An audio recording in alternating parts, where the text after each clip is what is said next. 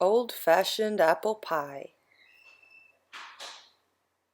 Screenshot this recipe because you're going to need it in the future.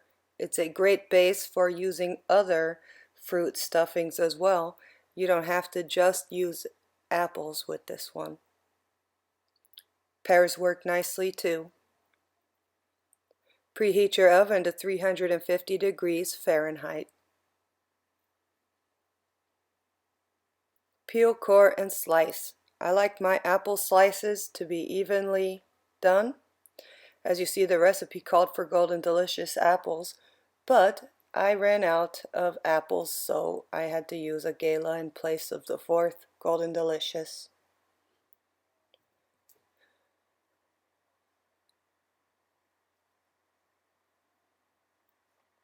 You can dice it, you can shred the apples, it's really a texture preference.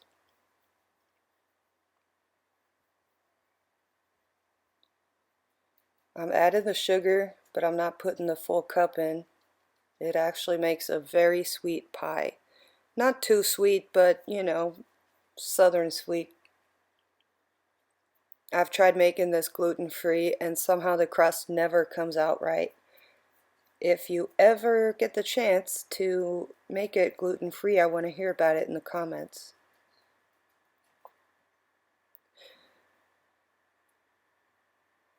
Makes it real good. I forgot to add the footage of me putting in a couple drops of lemon juice and flour, but that must go in this mixture as well.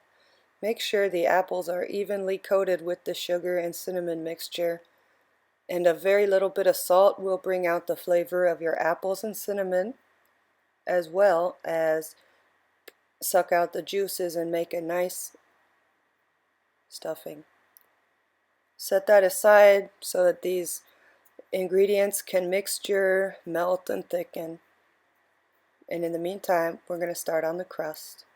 Screenshot this recipe because this crust can be used with any pie you make.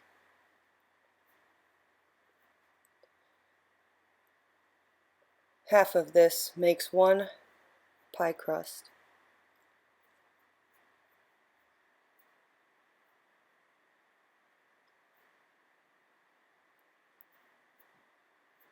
Making the crust is a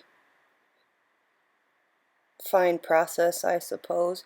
You have to mix your butter really well with the flour to make it almost like a biscuit texture. Just get that butter mixed in with the crust so that there's no pats of butter visible when you roll the crust out.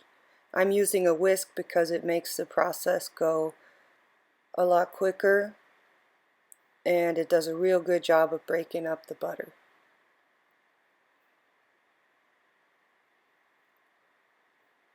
Mix, mix, mix, mix, mix, mix. Chop, chop, chop, chop, chop, chop. Mix, mix, mix, mix. I'm going to start adding the water when it's ready.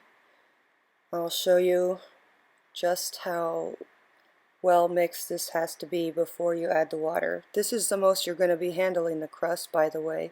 You don't want to mix it too much after you add the water because it will create a tough crust and you don't want crust. At the same time, you don't want a weak crust, so there is a balance. Mix that butter in nice and even.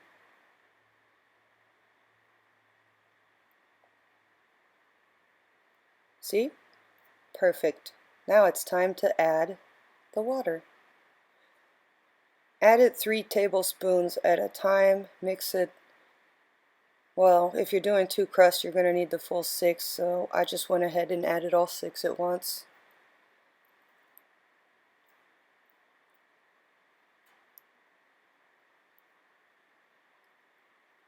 This is very little bit of mixing, just enough to make all the ingredients wet, so they're sticking together nicely.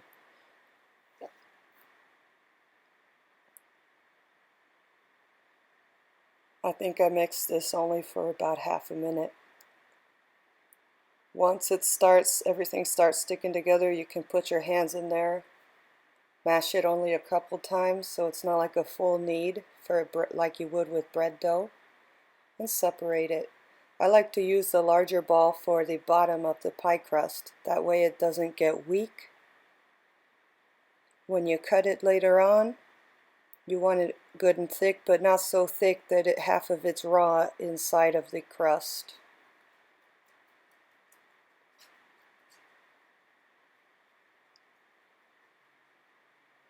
Making it nice and thin, approximately an eighth of an inch thick, but it's got to be evenly rolled.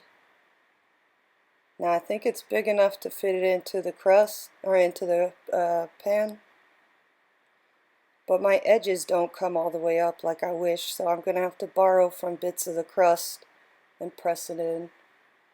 Careful not to knead too much, just press. I want to create a good levee up on the edges so that when the juices overflow, and they will overflow just a little bit, you're going to have something, a barrier, to keep those juices in the pie. I create my snaky snake and wrap it around the edges. You may have to steal from the other, that's fine. It doesn't matter how thin the top layer is.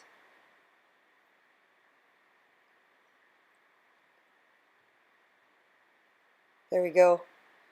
Now that looks decent. Make sure there's no air bubbles. Pinch, pinch, make it look pretty. And time to roll the second. I typically would do this after I put the stuffing in, but for the sake of the video, I went ahead and did the next one. Notice how the crust doesn't stick to the counter. That is because of the butter. Butter is better for crust, in my opinion. Crisco is the next best thing. Crisco is actually probably the way I was taught to do it. Notice the syrup has built up, it's nice, all the sugar is melted. This is ready to be put in the oven. I'm going to put pats of butter over the top to make it creamier. That's going to be, you want your apple level just below the edges of your pie. Because like I said, it's going to get juicy. These pats of butter are optional. You don't need it for a great pie, but I do. So I put it in there, just on top. Now I'm going to fold my top crust over the edges, and I'm going to pinch, pinch.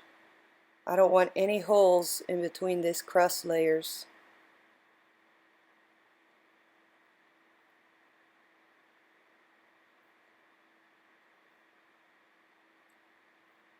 Go ahead and start poking holes in that pie, because you're going to, just the top layer, you're going to want to create some ventilation because it's going to get steamy in there. You can even cut a little heart. That's what I do sometimes, show my love for my kiddos.